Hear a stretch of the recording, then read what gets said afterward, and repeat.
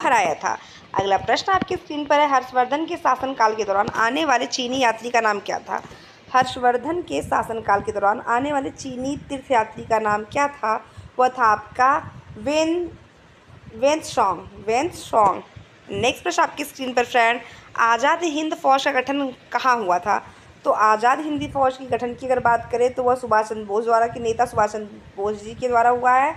और ये हुआ कहाँ था? तो ये हुआ था आपके सिंगापुर में। ये हुआ है फ्रेंड आपके सिंगापुर में। अगला प्रश्न, सिंधु घाटी सभ्यता किस काल में फली फूली? तो सिंधु घाटी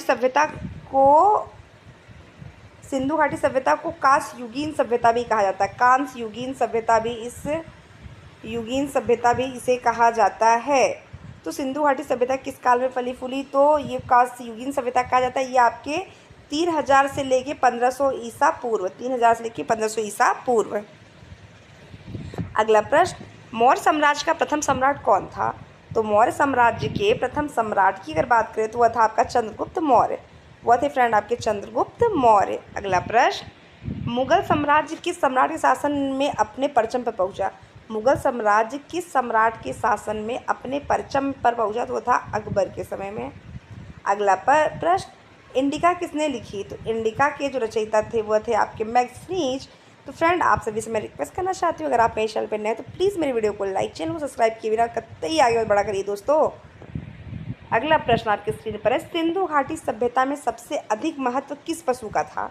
तो सिंधु घाटी सभ्यता में सबसे अधिक महत्व की अगर बात करें तो वो बैल का था, बैल का। नेक्स्ट, जोरवे संस्कृति का केंद्र कहाँ था?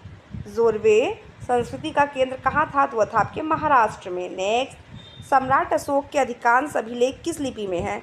सम्राट अशोक के अधिकांश अभिलेख किस लिपि में हैं? तो सम्राट अशोक के अधिकांश अभिलेख है वो ब्राह्मी लिपि में है।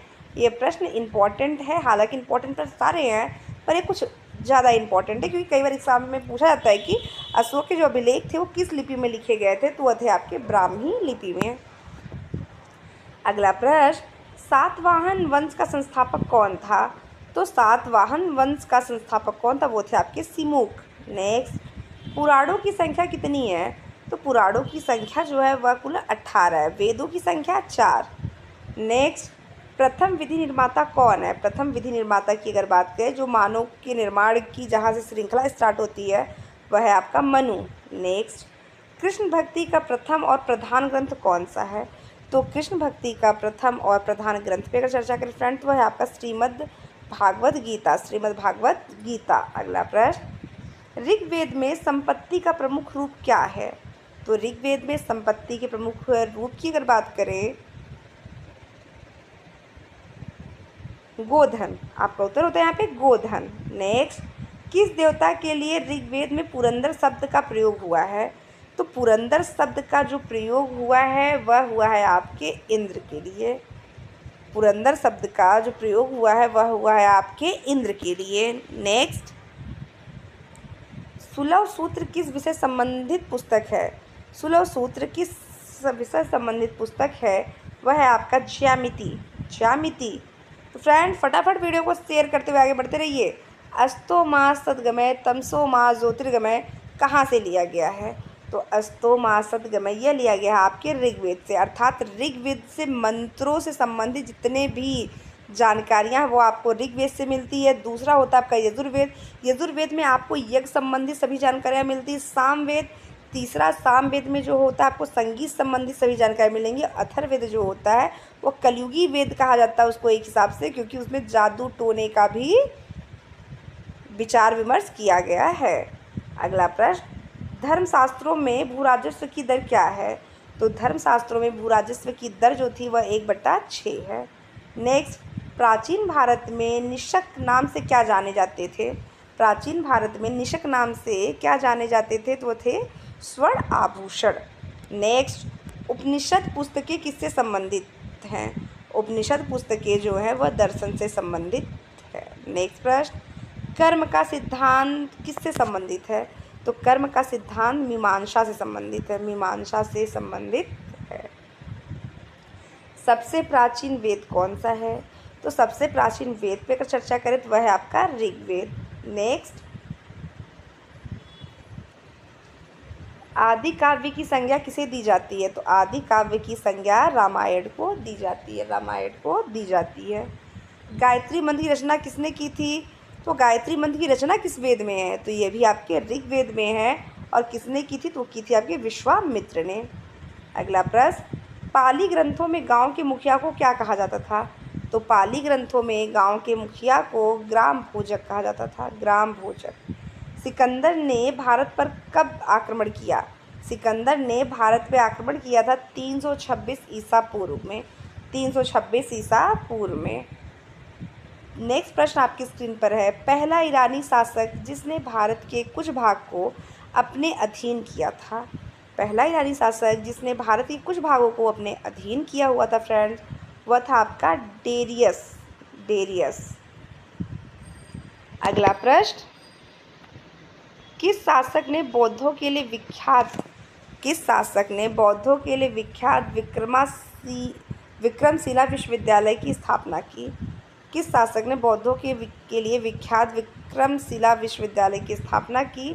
वह था धर्मपाल। नेक्स्ट, महावीर की माता कौन थी? तो महावीर की माता का नाम था आपके त्रिशला।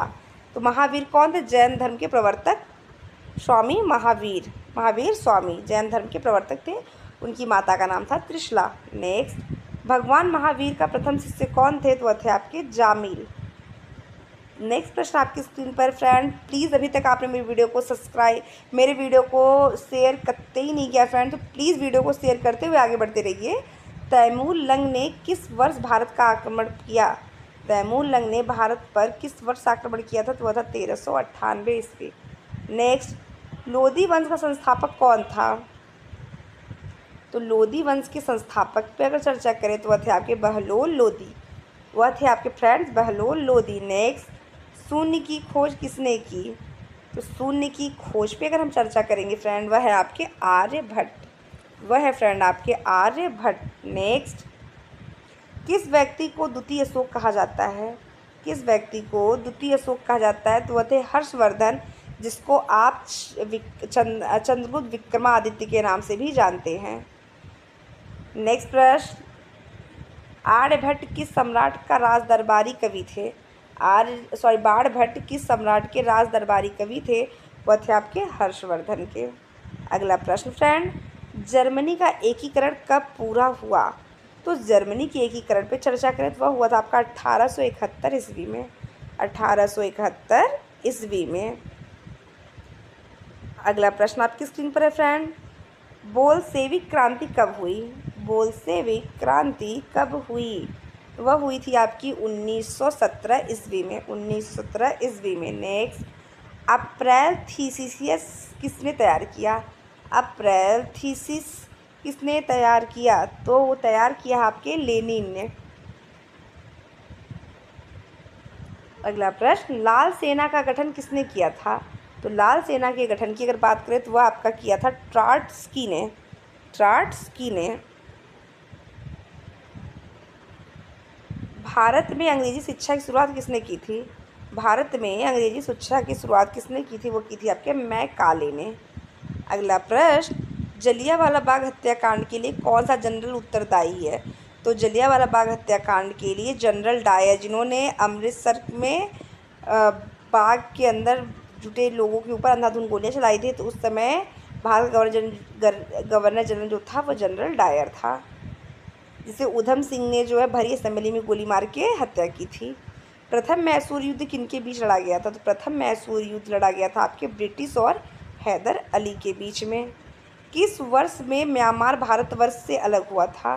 तो किस वर्ष म्यांमार भारतवर्ष से अलग हुआ था? वह था 1937 ईस्वी में। नेक्स्ट प्रश्न आपकी स्क्रीन पर है, अलीगढ़ मुस्लिम विश्वविद्यालय के संस्थापक कौन थे? तो अलीगढ़ मुस्लिम विश्वविद्यालय के संस्थापक की अगर बात करें तो वो थे सर सैयद अहमद। और अगला और लास्ट प्रश्न आपकी स्क्रीन पर फ्रेंड, चौरी चौरा कांड किससे संबंधित है? तो वह संबंधित आपके असहयोग आंदोलन से, जिसमें गोरखपुर के एक जेल में आम लोगों के द्वारा आग लगा दिया गया था। तो गोरखपुर ये उत्तर प्रदेश में आपके पड़ता है, तो चौरी चौरा कांड का संबंध वहाँ से है। तो आज के सन फ्रेंड बस इतना ही, मिलते हैं आपसे नेक्स्ट क्लास में, तब तक के लिए धन्यवाद।